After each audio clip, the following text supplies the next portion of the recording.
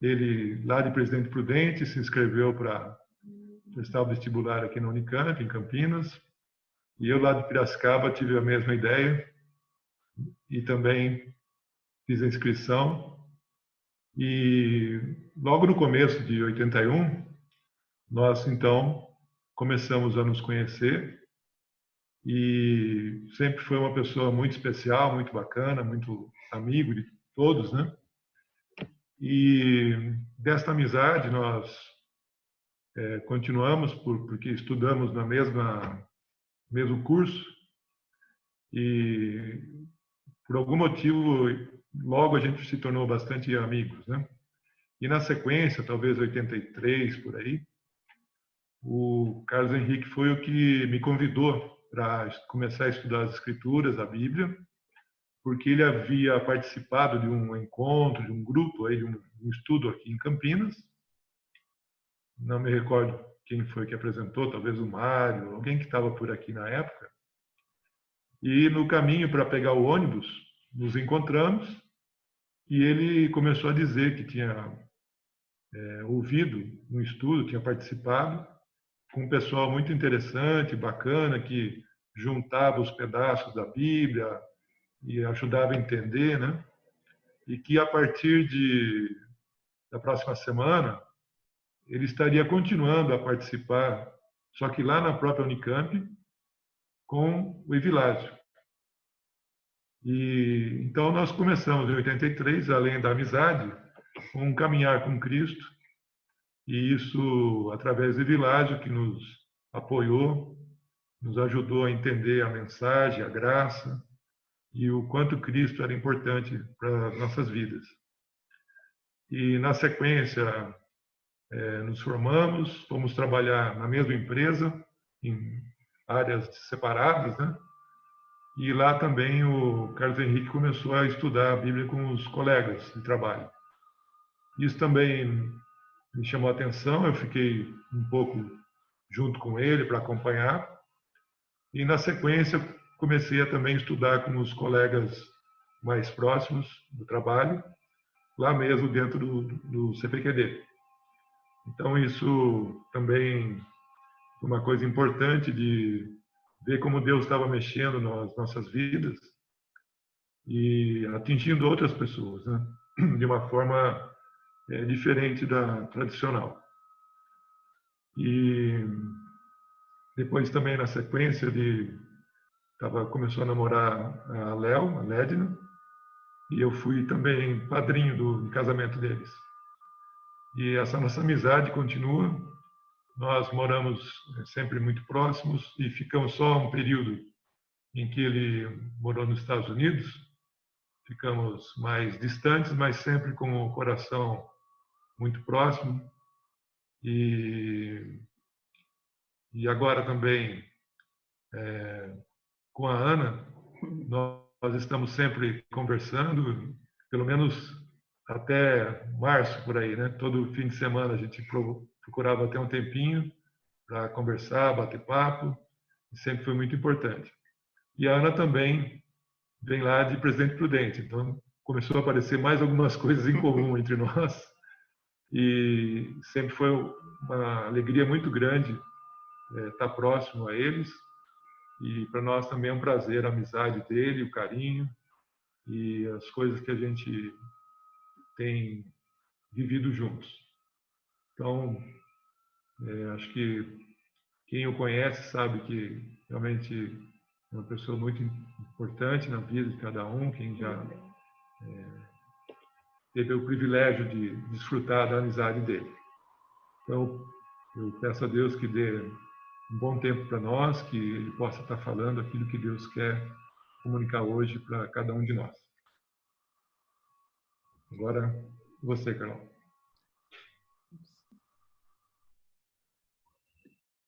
Ô, Júlio, eu não poderia falar melhor de mim do que você falou, então obrigado.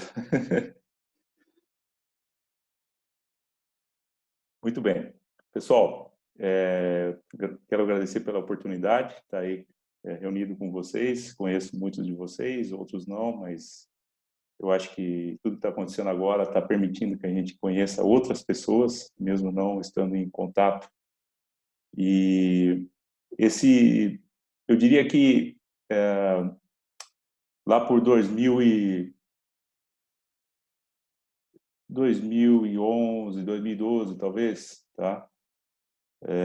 Eu apresentei um estudo na casa do Chiquinho, pai da Tati, tá? E onde eu falei sobre o título, foi o título de um livro que me motivou, e esse livro tinha um título bastante interessante, né, que fala o seguinte: se você quiser caminhar sobre a água, você tem que sair do barco.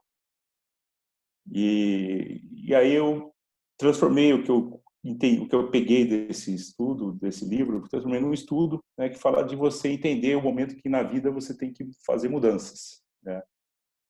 E isso foi um estudo que o pessoal gostou, tudo, né? E depois eu apliquei em alguns lugares.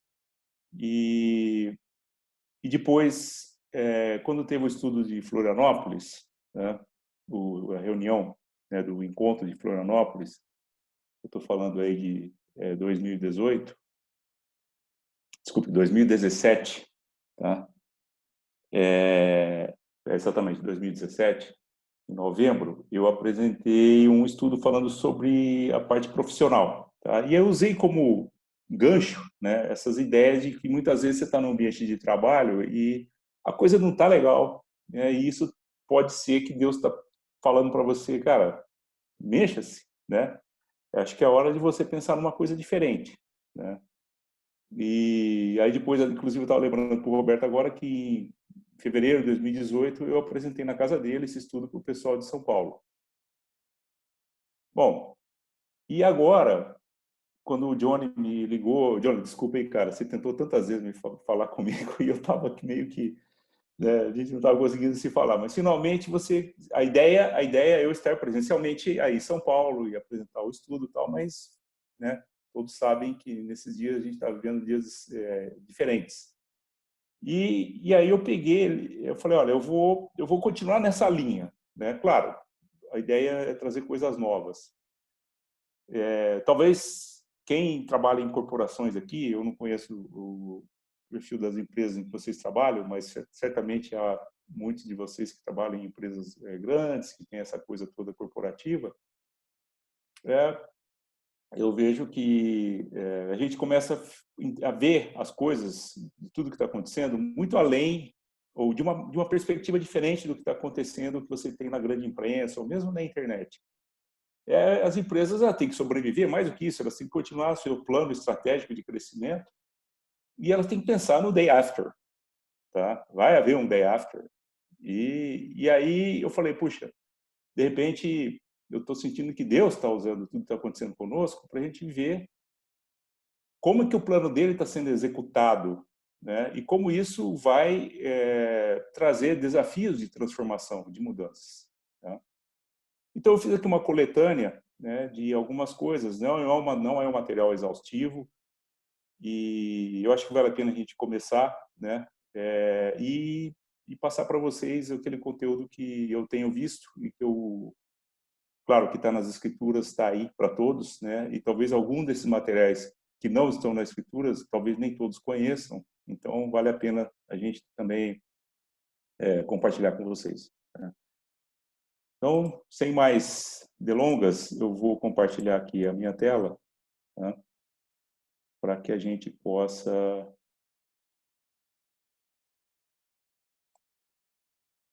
fazer.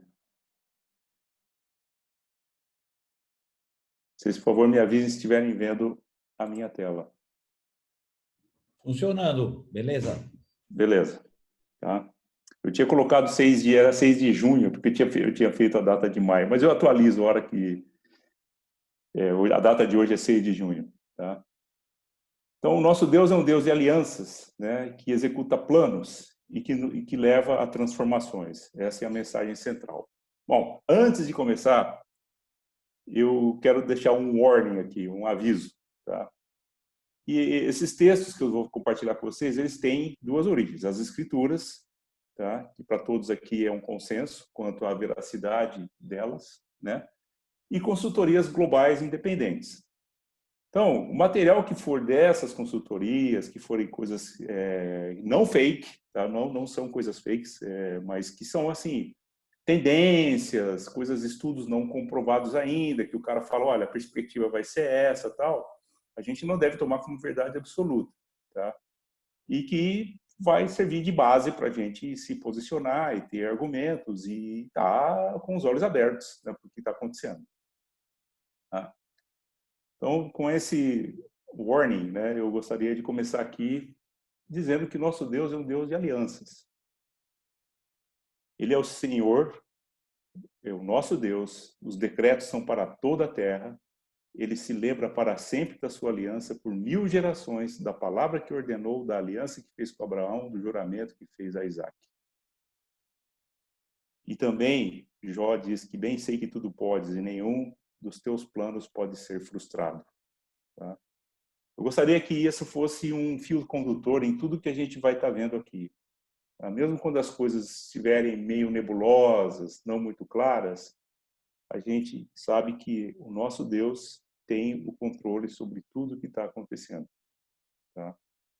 Essa é uma mensagem que eu quero deixar, e não só para o estudo.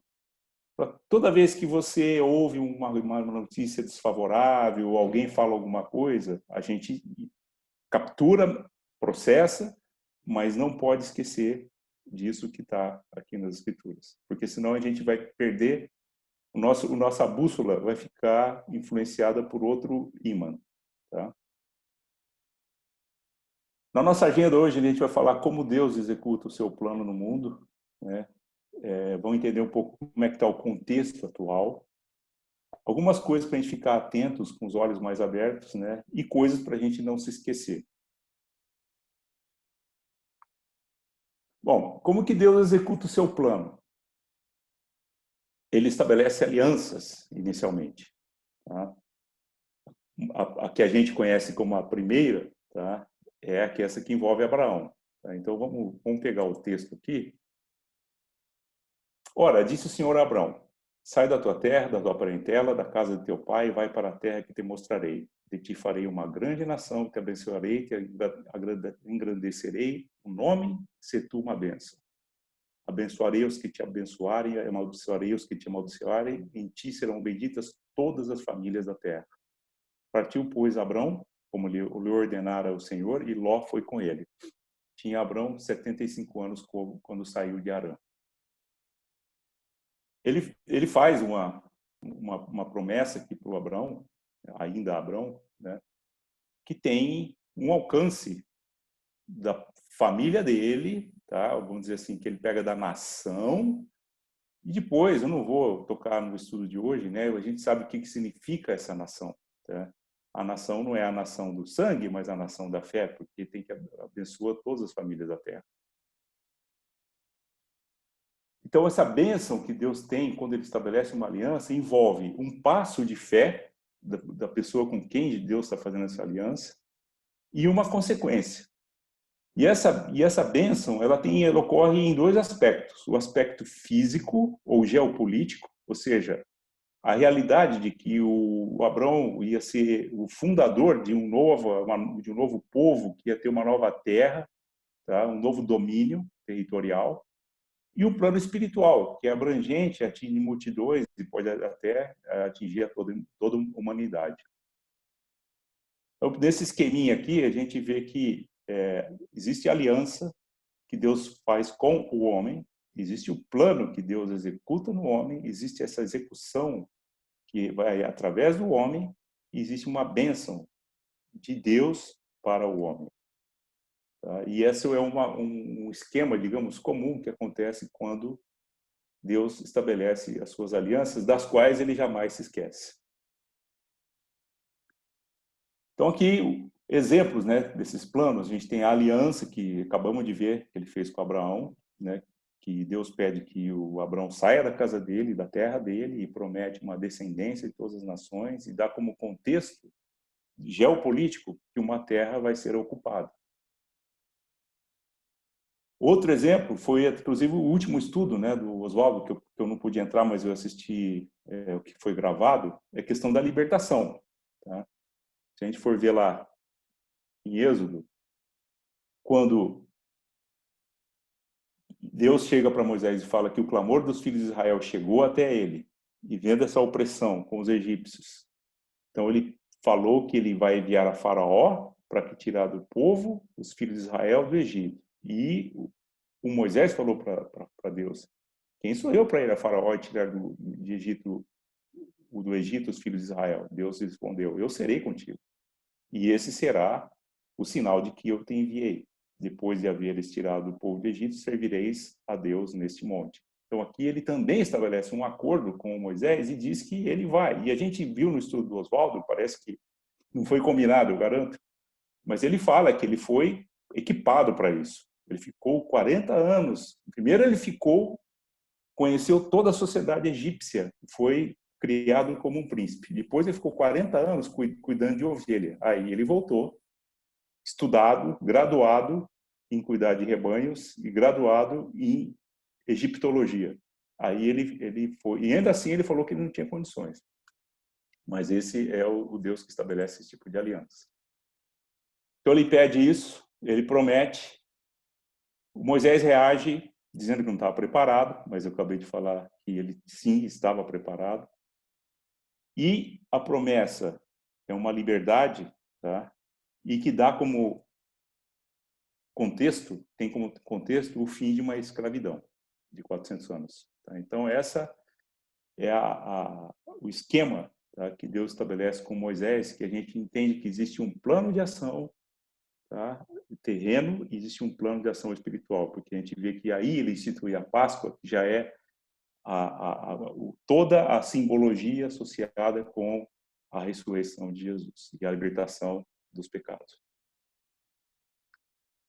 Outro exemplo, Josué. Tá? Se a gente for ver lá em Josué 1:9, né? Pergunta: não te mandei eu? Ser forte e corajoso. Não temas nem te espantes, porque o Senhor, teu Deus, é contigo por onde quer que andares. Tá? Então aí ele está dizendo que Deus vai com ele, com Josué, e ele vai até ele chegar à terra prometida. Tá? Então, se você for ver aqui, o contexto é tomar a posse de Canaã, e que a promessa de Deus é que ele vai estar todo o caminho com Josué. Qual é a contrapartida? Que Josué seja forte e corajoso. Então, isso dá uma força para ele conseguir enfrentar, que a gente sabe que ele enfrentou situações que humanamente era impossível alguém conseguir passar. Bom, a gente viu essas ilustrações, tá? Que são bastante conhecidas, histórias bastante conhecidas, mas existe um plano que é o maior de todos, tá? Que é como se fossem assim preâmbulos, né, disso. Todos eles são fundamentais que a gente leu fazem parte dessa grande plano de Deus para com o mundo, para com a humanidade. Mas realmente o maior plano de Deus é a salvação da humanidade. Tá? E ele começou a ser revelado assim que houve a ruptura do homem com Deus. Tá? Se a gente for ver lá em Gênesis 3:15, Deus estabelece que ele ia pôr inimizade entre Ti, falando para a serpente, e a mulher, entre a descendência da serpente e da mulher, e a descendência da mulher vai ferir a cabeça, e você, serpente, vai ferir o calcanhar. Tá? E fazendo uma pesquisa numa chave hebraica aqui, a gente encontra umas palavras que são bem interessantes. Né? A inimizade, que é uma palavra ebab, significa um ódio prolongado entre inimigos mortais. Tá? Então, esse ódio ele vai estar ao longo de toda a história da humanidade que segue ao que aconteceu entre o Adão, a Eva e Deus e a serpente. Tá? A descendência, tá, tem a ver com semente, a palavra zerá. Né? A cabeça não é a cabeça física, mas sim é o cabeça, né? Aquele que lidera. Tá? E a ideia do ferir no calcanhar, tá? Que é a palavra akeb, significa ser ferido pela retaguarda, de uma forma traiçoeira. Tá? Já indicando também a forma com que Jesus ia ser traído, né? Para ter sido entregue. Então, seria mais ou menos que você reescrever esse versículo dizendo assim: mulher, a tua descendência será atacada e mordida de forma traiçoeira e essa irá ferir a cabeça da serpente. Mais ou menos assim. Tá?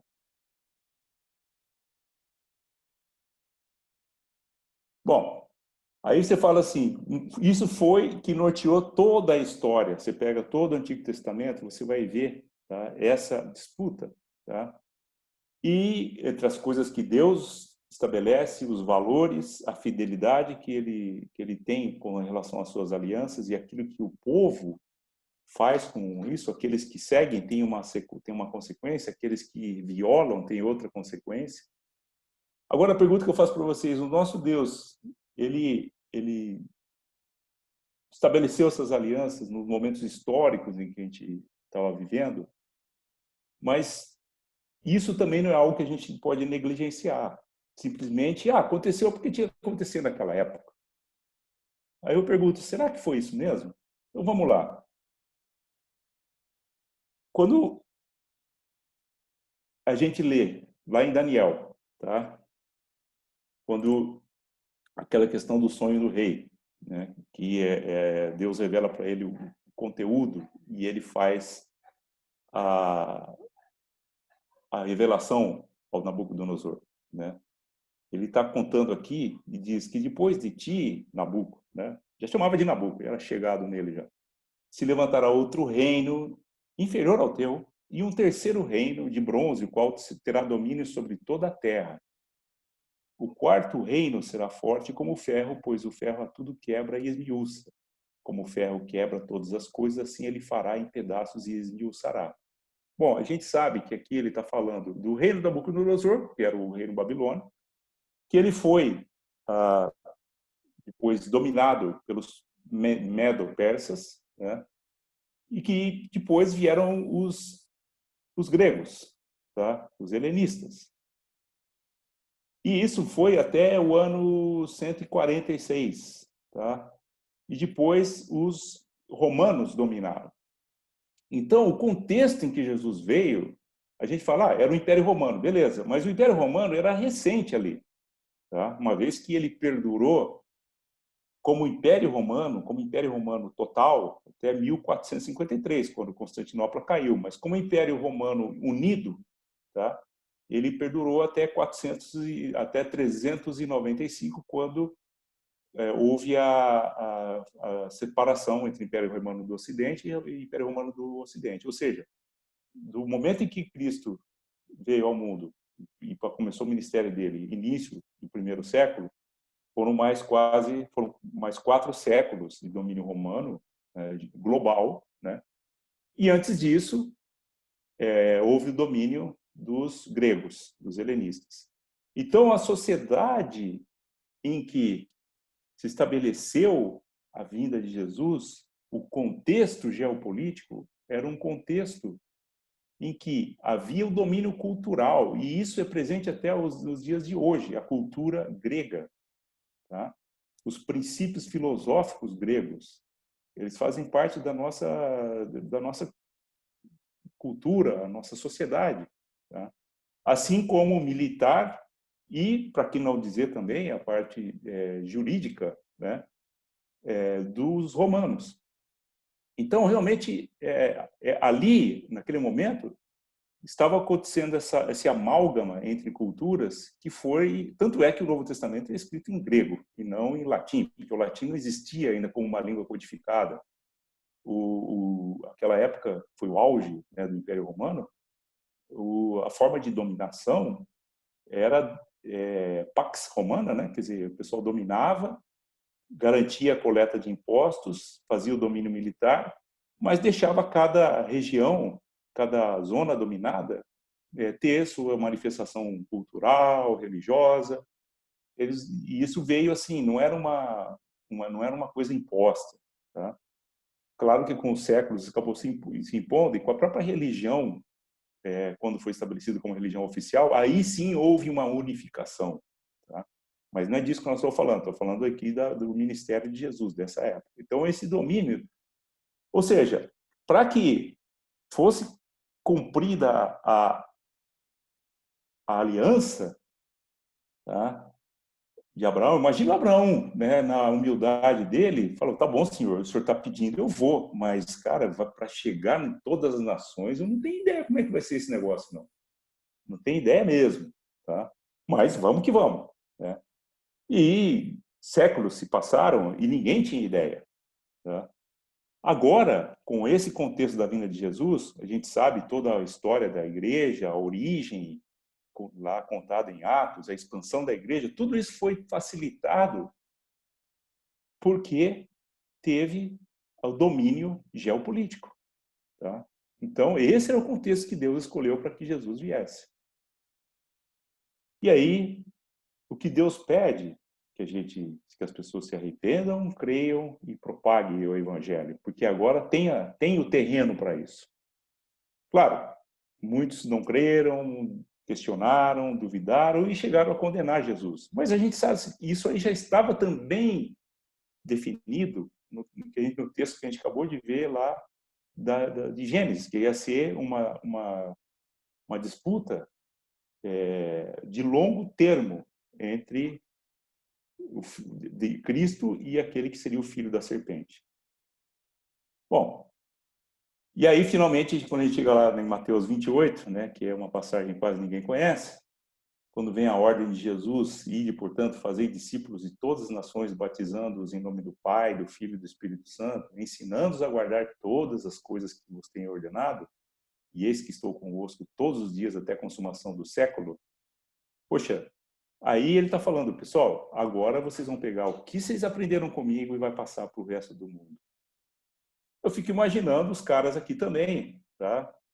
Apesar de ter passado muitos séculos entre Abraão e eles, falando, ok, mestre, vamos, mas tudo bem, né? Aqui na Galileia, né? Acho que vai ser por aqui, não vai passar disso, né? O resto do mundo é isso, né? Para todo mundo é isso. Tem os sírios, tem talvez os egípcios, mas vai ser isso aí, né? Eles não tinham noção do alcance. Tá? Agora, deixa eu perguntar para vocês, se Jesus tivesse vindo hoje, você fala assim, olha, o evangelho tem que chegar a todos os confins da terra. Demorou. Pega aí uma lista de distribuição, monta um grupo, começa a mandar mensagem, não sei o quê, e manda o Zap, Zoom, e já, rapidinho, a mensagem chega. Sim, tá? Isso é verdade, mas naquela época, não. Tá? Então, a questão existia naquele contexto histórico realmente os meios para que, através do domínio cultural, militar e os preceitos romanos, se estabelecesse a seara para que a palavra de Deus se espalhasse e chegasse aonde chegou. Bem, então só para a gente fechar a parte 1 do nosso estudo, a primeira parte, né? Algumas coisas que a gente viu nesses textos, que Deus usa o texto histórico, político, contexto histórico, político, geográfico para executar o seu plano. E Deus permite que a gente seja submetido a esses desafios de transformação, de muitas vezes não entender muito bem se eu tenho que fazer, o que eu tenho que fazer, mas é Deus querendo que eu faça alguma coisa. Ele nos prepara, mesmo que a gente não esteja ciente, tá? E aí eu queria lembrar o seguinte: Egito, na época do Moisés; Babilônia, tá? Na época do Daniel; Roma. Bom, a execução do plano de Deus para com Israel e para toda a humanidade sempre envolve um cenário de muita relevância para o momento, muita importância. Tá? É um império dominante. E isso é outra coisa que é importante a gente ver também. Tá?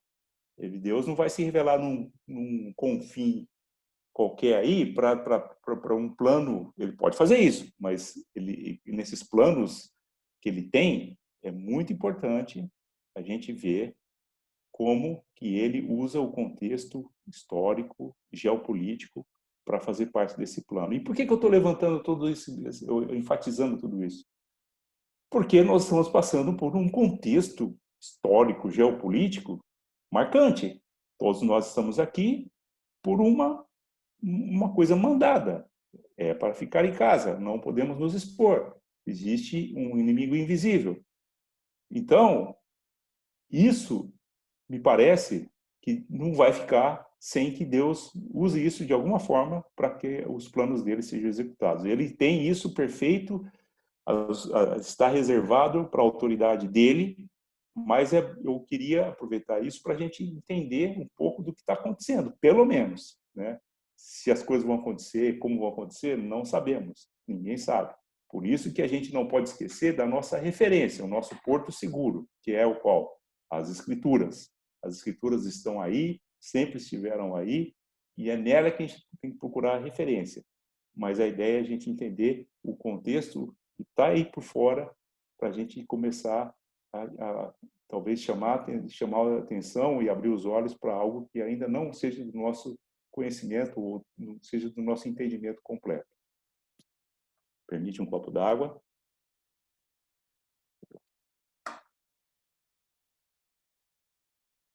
O contexto atual, né? Existe uma perspectiva nas Escrituras para isso. É uma passagem que certamente muitos de vocês leram, têm lido ao longo desses meses. Tá? Lucas 21, o princípio das dores.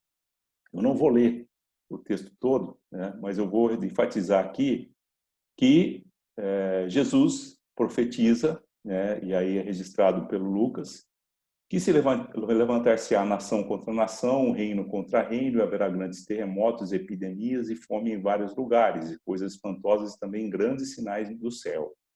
Depois ele faz toda uma narrativa sobre o que iria acontecer subsequentemente ao mandato, ao ministério dele, incluindo a destruição do templo e depois, né, a perseguição pela qual eles iriam passar, e depois, quando estivesse se preparando todo o ambiente para a volta dele, Jesus, né?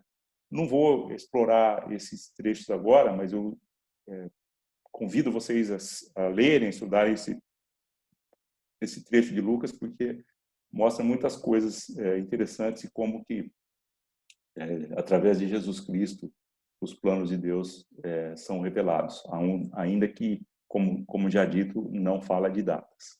Então, é isso que é o contexto bíblico. Tá? O contexto global, atual, eu estou fazendo uma pequena apanhado aqui sobre 3 perspectivas. A primeira perspectiva é a econômica. A econômica, o que a gente está vendo? Esse aqui é um estudo que eu participei, do Gartner. Não sei quantos de vocês conhecem quem é o Gartner Group. É uma consultoria, uma das mais importantes e respeitadas do mundo, aí, que faz na área de tecnologia, tá? E que estabeleceu 4 etapas, tá? Para a questão econômica. Uma é o fechamento da indústria, indústrias não essenciais que são forçadas a fechar, tá? Muitas incertezas. Depois vai haver um choque de demanda, onde você vai continuar tendo estoques, mas vai cair a demanda, tá? O pessoal vai evitar investimento, ninguém vai comprar imóvel, tá? Ninguém está comprando imóvel, né? E as empresas vão ter um problema sério de fluxo de caixa, já estão tendo, estão fechando, estão em quadro recessivo. Depois, quando houver uma retomada, vai haver um choque de oferta, ou seja, a produção vai estar limitada, o pessoal manda gente embora, fechou linha de produção, vai estar faltando matéria-prima, e aí eles vão começar a ter uma pequena, talvez não tão pequena, mas um quadro inflacionário, porque com alguns setores retomando, vai começar a ter um certo aquecimento no consumo, que vai levar a um quadro inflacionário. Claro que cada país, cada geossistema vai ter uma influência sobre isso, um comportamento. Mas isso aqui é uma coisa média mundial, pensando assim. Tá? Depois, a gente vai ter uma recuperação sustentada. E aí é um equilíbrio, mas esse é o famoso novo normal. Tá? Então, é bom a gente ficar entendendo que a gente não sabe como vai ser um novo normal. Tá? Então, na economia, no consumo, eu peguei uma outra fonte, que é a McKinsey, que também é uma consultoria muito conhecida, né? Que vai falar sobre uma mudança no comportamento de consumo. Tá? Agora, é o que nós estamos fazendo aqui, o digital onipresente. Você vai estar conectado através de alguma plataforma digital de qualquer lugar que você esteja. Então, a sensação de onipresença. O consumo está sendo repensado. Tá? Vamos falar uma coisa. A Léo estava comentando comigo essa semana. Vestuário. Tá? Poxa, para quem trabalha de home office, você vai precisar se preocupar tanto assim com o vestuário formal? Parece que não. Tá? O taillé das mulheres, o terno dos homens, não sei, é bom a gente repensar. Tá falando só de um item, né, que é vestuário. O aumento da infidelidade, calma aí, não tem nada a ver com o relacionamento homem-mulher. Estou falando de infidelidade, ou seja, as pessoas vão começar a experimentar novas marcas, novos produtos e vai haver uma demanda muito grande para que as pessoas, os empresários, os que fornecem, mantenham a fidelidade dos seus clientes. Você vai ficar mais seguro no que você está consumindo do ponto de vista da higiene. Tá? Você vai ter que pensar, e isso não vai mudar. Muita preocupação com a saúde, qualidade de vida. A casa vai passar a ter mais importância, as pessoas vão ficar mais tempo em casa, trabalhar mais em casa, cuidar mais da casa. Casualidade, as pessoas vão ficar menos formais. Tá? A sustentabilidade vai ser redefinida também. Tá? Algumas coisas já não vão ser tão relevantes, porque também tem a questão da higiene, da saúde, da questão sanitária. E uma coisa o propósito com que você faz as coisas, e uma coisa que me chamou a atenção também é a desvalorização da metrópole. Tá? As pessoas vão entender que, puxa, se eu vou trabalhar de qualquer lugar, por que eu preciso ter um apartamento na Faria Lima? Né? Vale a pena? Tá? Muitas questões vão ser repensadas. Tá? Bom, do lado de negócios, a gente começou isso antes até. Hoje em dia tudo é software. Tá? A maior empresa de transportes do mundo não tem um veículo na sua frota. A maior empresa de acomodação de pessoas do mundo não tem 1 metro quadrado de escritura. Tá? Inteligência artificial é uma coisa que já está sendo usada largamente. A indústria 4.0, tá? Que é aquela indústria em que vai ser tudo automatizado e controlado à distância, com poucas pessoas atuando no chão de fábrica. Internet das coisas, onde você vai ter dispositivos interconectados, falando uns com os outros, sem que haja intervenção humana e negociando entre eles os protocolos. Tá? A realidade virtual, tá? E a realidade estendida, onde você vai poder dar capacidades de atuação física através de mecanismos de visualização e de interação, como, por exemplo, aquela coisa do cirurgião fazer a cirurgia sem estar próximo ao paciente. E, finalmente, uma coisa que foi muito comentada nesses últimos tempos, que é algo que vem e virá para ficar, que é o famoso 5G. Tá? Não vou falar sobre a tecnologia aqui, podemos fazer nas perguntas depois ou fazer alguma sessão sobre isso aí. Tá? Na área de relações humanas, algumas mudanças, tá, estão surgindo. Por exemplo, a Goldman Sachs, faz uns 2 anos, ela tomou uma decisão de adotar software de inteligência artificial para fazer a sua comercialização de ações na bolsa.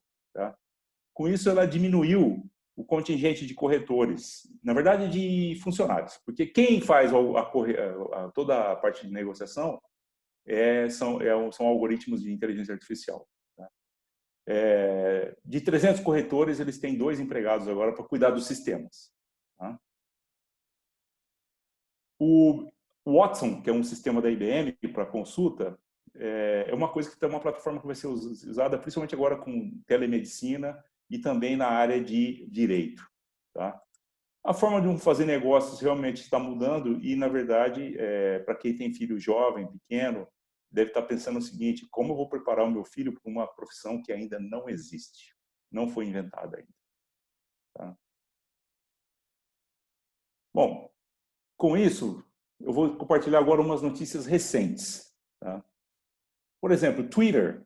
Eu não tenho conta no Twitter, mas ele já avisou, no dia 23, essa notícia saiu na revista Exame no dia 23 de maio, que todos os funcionários vão fazer home office para sempre.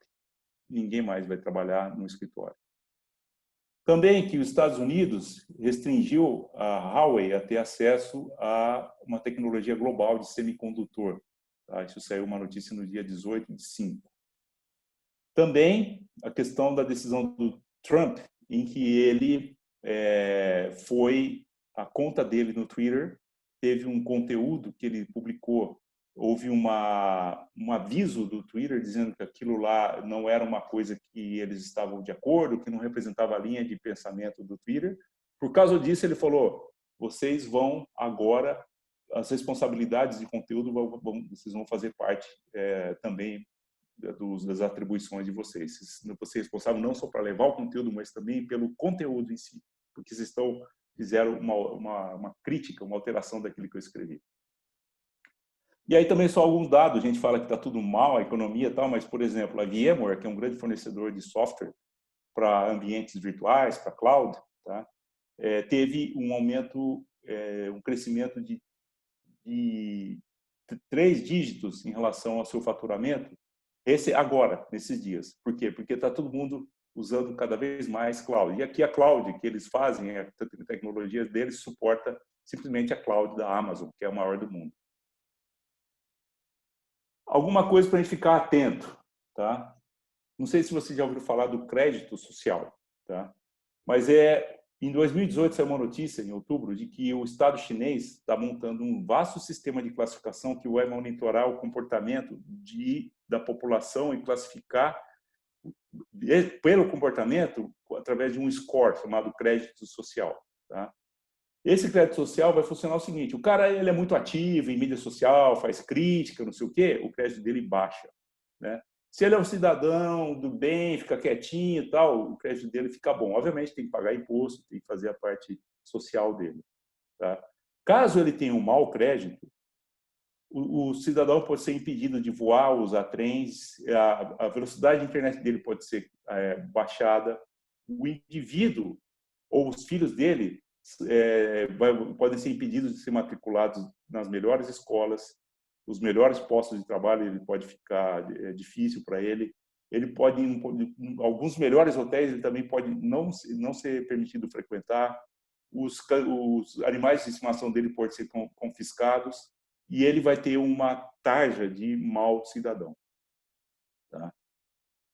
Outra coisa que está acontecendo, vocês talvez tenham já visto alguma coisa sobre a Fundação Bill Gates, sobre um sistema de vacina que vai ter como identificação um sistema de tatuagem, né? E que esse sistema já estava em elaboração, já estava em fase de teste quando veio a questão da pandemia atual. Então eles vão passar a usar isso como um controle de que a pessoa está vacinada ou não. E aí com isso, através dessa marca, ela vai poder ser considerada já imunizada ou não. Tá?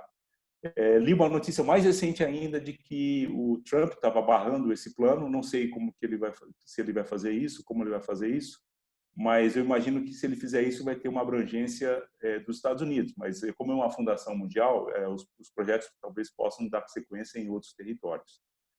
Por coincidência ou não, o número de patente dessa tecnologia é WO, né? 2020-060606. 2020, né? 060606. Uma notícia que eu vi hoje, tá? O Great Reset, ou o Grande Rearranjo, tá? Isso aqui é do Fórum Econômico Mundial de Davos, tá? E vai haver em 2021 esse fórum em que na página desse fórum aqui diz que é urgente que as partes interessadas globais cooperem no gerenciamento simultâneo das consequências diretas da crise do Covid-19. Para melhorar o estado do mundo, o Fórum Econômico Mundial está iniciando a iniciativa do Great Reset, onde toda a economia mundial vai ser rearranjada. Tá? Isso aí já é uma coisa agendada para 2021. E aí um tal de Carlos Dias também botou esse comentário aí, tá? Que me chama a atenção que nada na grande mídia faz referência às profecias bíblicas, às coisas que a gente leu de Lucas, e se você comparar com a divulgação que houve na época do bug do milênio, do fim do calendário maia, onde se falava quase todo dia sobre isso, e agora não se fala nada, isso para mim também é um indicativo de que grandes coisas estão acontecendo e que Deus tem isso como parte do plano dele. Para a gente não se esquecer, tá? E eu já estou chegando aqui ao final da nossa conversa, tá? A gente ouve muito hoje falar em mídia social, em fake news, em controle de conteúdo, enfim, coisas que são criadas pelo homem, impostas, que têm influência na nossa vida, tá? Mas eu queria compartilhar com vocês que, se você olhar para a Escritura sob um determinado ponto de vista, essas coisas não são novidade. Mesmo para aqueles que Deus falou através deles, profetas, e que talvez não soubesse exatamente o que Deus estava falando, ou talvez estivesse considerando apenas o contexto da época, tá? Mas, como tudo que está nas Escrituras, tem uma capacidade, um alcance que vai além da época em que Deus revela aquilo, ou pede para, fala aquilo através de um profeta. Então, eu gostaria de estar lembrando para vocês, né? Jeremias 9:21 fala o seguinte: a morte subiu pelas nossas janelas e entrou em nossos palácios, exterminou das ruas as crianças e os jovens das praças. Jeremias fala muito da queda de Israel para a Babilônia, né? Queda de Jerusalém. Porém, a gente pensa o seguinte: hoje, né, a nossa vida é regulada pelo que entra pelas janelas. Não a janela por onde entra o ar, mas a janela chamada TV, chamada Windows, tá? E ela tem a capacidade de fazer com que as crianças e jovens saiam das ruas e das praças e fiquem todos em casa, confinados, tá? Outra coisa, Isaías 3:9 me chama a atenção, né? Quando o profeta diz: o aspecto do seu rosto testifica contra eles, e como Sodoma publicam o seu pecado e não o encobrem. Ai da sua alma, porque fazem mal a si mesmos. Aspecto do rosto não é o rosto, é o que a impressão que a pessoa quer fazer sobre ela, sobre si, tá? Uma coisa que aponta hoje em dia muito para mídias sociais, onde as pessoas têm os famosos perfis. Fala-se tanto de fake news, tanto escândalo, tanta política, robôs. É o dia inteiro você ouvir falar disso, tá? E aqui, Isaías já estava falando que esse negócio de você mostrar quem você não é e depois publicar o que você quer publicar pode ser perigoso. Outra coisa também, né? Jesus falou, né, que falando aos fariseus, né, que eles eram do diabo, que o diabo é o pai deles, tá? E que foi homicida, e que ele profere a mentira porque é o pai da mentira. Fake news é um nome bonito para mentira, porque news, notícia, fake, falsa, notícia falsa, mentira, certo? Pois é, Jesus já falou que isso aí era uma coisa que ia destruir muitas relações humanas e mais do que isso, até talvez nações, tá? Sistemas, tá? Mas o nosso Deus, ele está também atento a tudo isso, claro, né? E ele coloca uma coisa também lá em Zacarias. Ele diz que o Senhor diz: eu lhe serei um muro de fogo em redor e eu mesmo serei no meio dele a sua glória. Poxa, para quem conhece redes, né? Deus aqui ele deu a definição de um firewall, tá? Que é aquele dispositivo ou aquele software que impede que a sua rede seja invadida. Então, a nossa garantia de tudo isso, esses ataques, né, é sempre o nosso Deus como sendo esse muro de fogo, estando ele no meio da nossa vida. Paulo escreve para a gente não desprezar as profecias, julgar todas as coisas e reter o que é bom. Aquilo que não é bom, desculpa, joga fora, tá? Entender as coisas que estão acontecendo, mas jogar fora, porque aquilo lá não presta.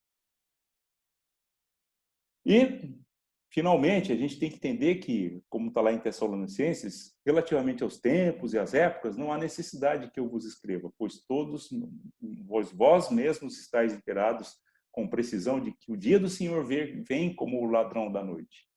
Quando andarem dizendo paz e segurança, eis que lhes sobrevirá repentina destruição, como vêm as dores de parto. Aqui está para dar à luz, e de nenhum modo escaparão.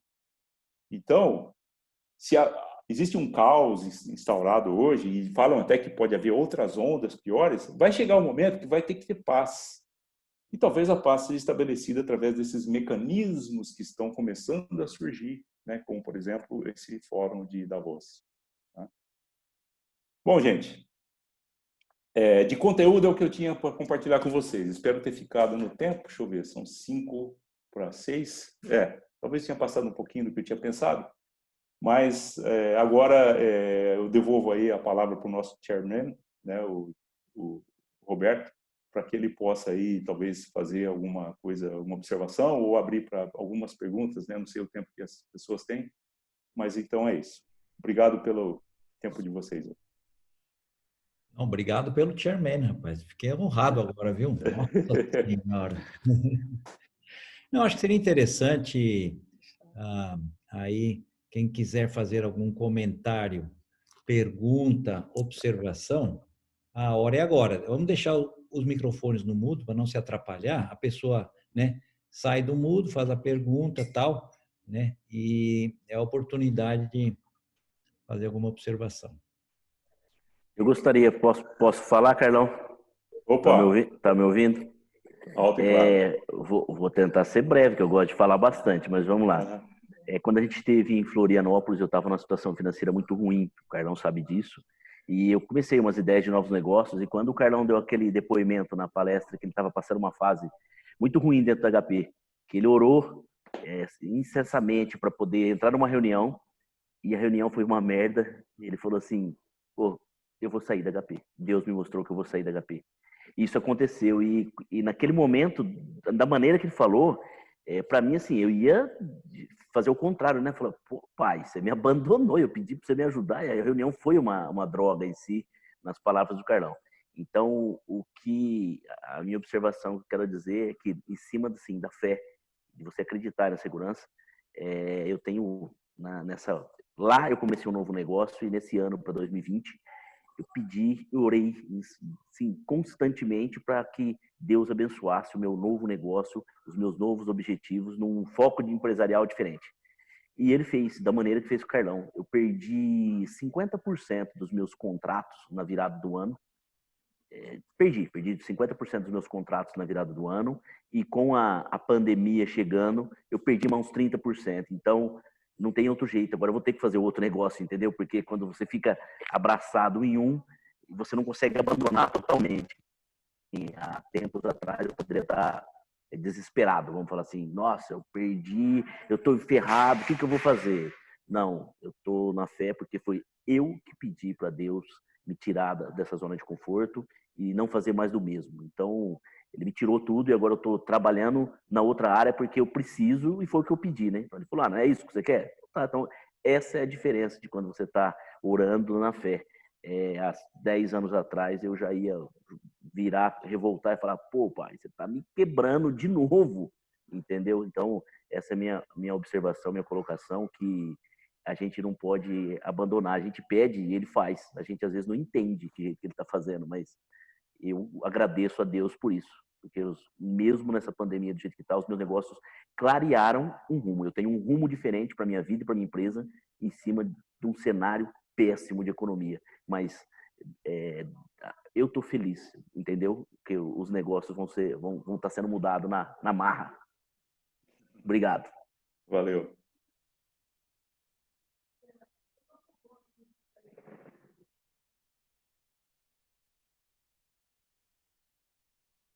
Bom, pessoal, nenhuma reação aos assuntos que foram abordados, nenhuma dúvida?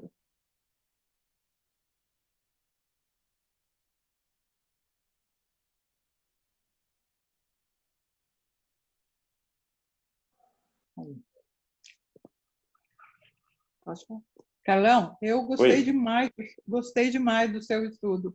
Eu fico muito animada de ver que eu não sou a única preocupada com essas coisas.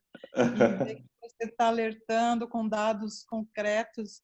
Nossa, foi demais, viu? Muito obrigada. Imagine. Obrigado.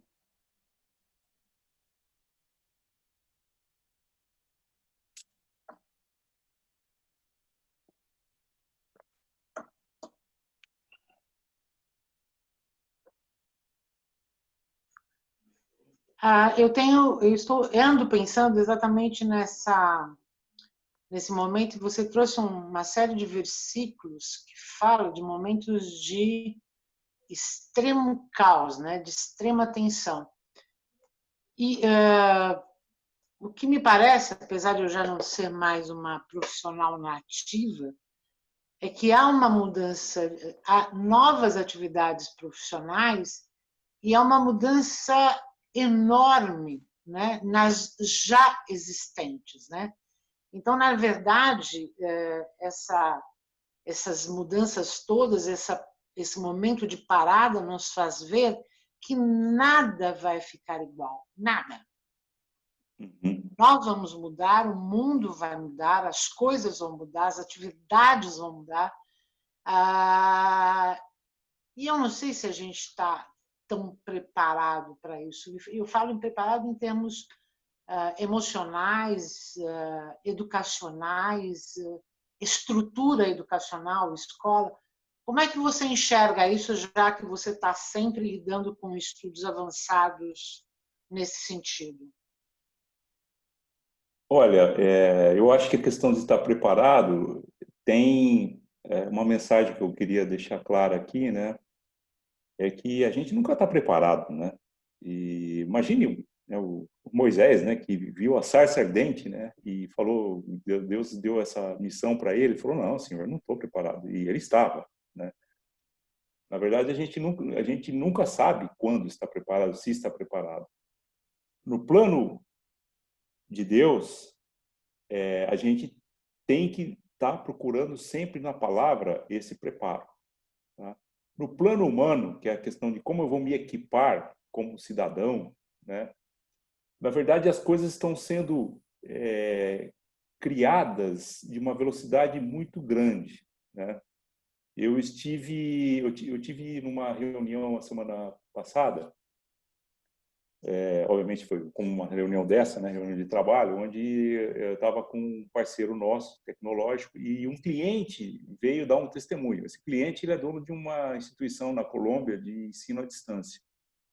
E ele falou o seguinte, eu tinha um projeto quando eu comprei a solução de vocês, dessa empresa. Hoje eu tenho 5 projetos. Eu estou expandindo o meu negócio. Tá? Mas ele não tinha isso há 3 meses atrás. Então, Luiz, eu não sei se... A ideia é que a gente tem que estar muito atento, porque a velocidade com que as coisas vão acontecer é muito maior agora. Muito maior. Aquela mensagem que eu deixei sobre a questão profissional, a preparar os filhos para uma profissão que ainda não existe, é um fato. Tá? Então, assim, o que eu vejo é que como a gente tem hoje muito acesso à informação online, buscar em fontes confiáveis, né, esse tipo de informação, buscar fazer tutoriais, conhecer assuntos, começar a entender, para a gente começar a sentir pelo menos mais à vontade com o que está vindo. Tá? Um novo modelo de negócio, você viu aí por testemunho do Emerson, ele está descobrindo um novo modelo de negócio no meio da crise. Tá? Então, tem muita questão da atitude. Tá? Ele mesmo, conversando outro dia, ele deu um testemunho, falou, Carlão, tem aquele empresário que vai quebrar, obviamente muitos vão quebrar, não querendo, lutando para não quebrar, mas tem muitos que vão quebrar e vai falar assim, a culpa foi da pandemia. Ele quer jogar a culpa em alguém, ele não quer lutar por algo diferente. Tá? Então, obviamente, eu não vou dar uma resposta para você assim, preto no branco, mas eu acho que a gente tem que ter essa mentalidade, tá?